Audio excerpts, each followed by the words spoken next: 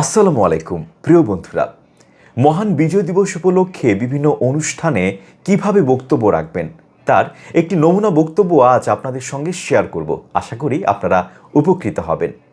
আজকের এই বিজয় গৌরবে উদ্ভাসিত অনুষ্ঠানের মাননীয় সভাপতি, সম্মানিত প্রধান অতিথি, বিশেষ অতিথিবৃন্দ, সম্মানিত শিক্ষকবৃন্দ এবং মঞ্চের সম্মুখে উপবিষ্ট সকল শুভাকাঙ্ক্ষী সুধীজন, আপনাদের সকলকে জানাচ্ছি বিজয় দিবসের সশ্রদ্ধ ও আন্তরিক শুভেচ্ছা। বক্তব্যের শুরুতেই গভীর শ্রদ্ধা ও ভালোবাসায় স্মরণ করছি সেই অমর শহীদদের, যারা জীবন বাজি রেখে ছিনিয়ে এনেছিল আমাদের মুক্তি, ছিনিয়ে এনেছিল লাল সবুজ পতাকা। সেই সকল মা বোনদের প্রতিও রইল সর্বোচ্চ সম্মান, যারা তাদের সম্ভ্রমের বিনিময়ে আমাদের এই দেশ উপহার দিয়েছেন। সকলের কাছেই আমরা চিরঋণী। পরাধীনতার শৃঙ্খল ভেঙে মুক্তিকামী বাঙালির যে আত্মদান, তা ইতিহাসের এক অভূতপূর্ব অধ্যায়।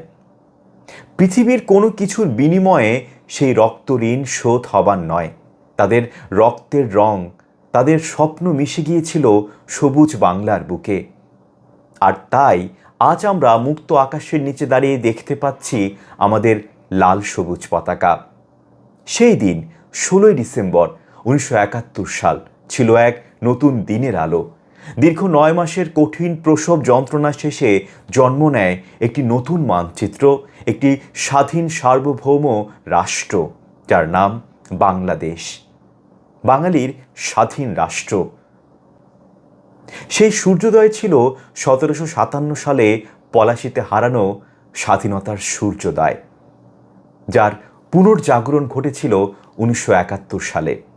বহু ত্যাগ ও সংগ্রামের মাধ্যমে অর্জিত এই বিজয়ের আনন্দ, এই গর্ব চিরন্তন।